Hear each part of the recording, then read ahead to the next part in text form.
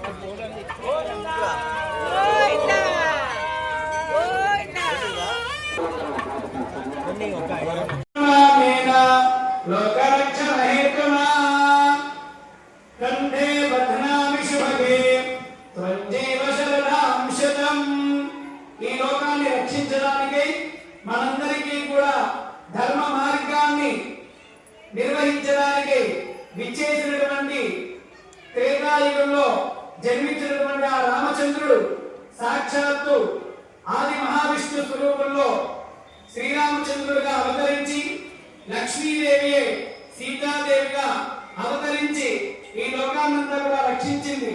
వారిద్దరూ కూడా ఈ లోకాన్ని రక్షించి మనందరినీ కూడా అనుగ్రహిస్తున్నారు. ఈ శ్రీరామనవమి పర్వదినాన్ని పురస్కరించు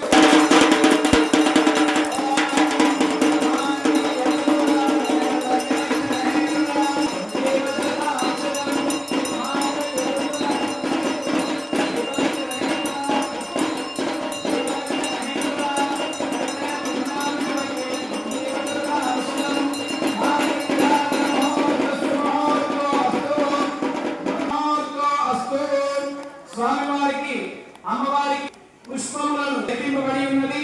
ఇప్పుడు స్వామివారు అమ్మవారికి, అమ్మవారు స్వామివారికి విశేష భక్తులందరూ తీసుకొచ్చినటువంటి తలంబ్రాలు సమర్పించినటువంటి కార్యక్రమం అత్యంత వైభవంగా శరమానం భవతి శతాయుః పురుషః శతేంద్రియ ఆయుః దక్షిణానాం ప్రతిగృహే మనసశ్చిత్తమాగోతిం వాచస్సత్యవశీమహి పశోడాగో రూపంనస్య పశోడాగో రూపంనస్య మైశ్రీ శ్రేతాత్మనే ధామస్యాత్మకు స్త్రియే కుమారో యాయశః ముష్కయో దధాత్సవో కామస్య కృత్తిమానందం తస్యాగ్నే భాగ ఏహమా మోదః ప్రమోద ఆనందః ముష్కయోర్నిహితస్తమః శ్రుత్వేవ కామస్య తుభ్యాని దక్షిణానాం ప్రతిగృహే మనసశ్చిత్తమాగోతిం వాచస్సత్యం.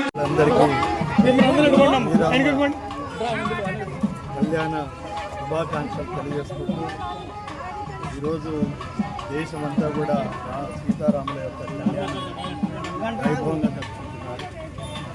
ఆది దంపతులను మరి ఈ దేశ ఆశీర్వదించడానికి మరొకసారి త్వరగా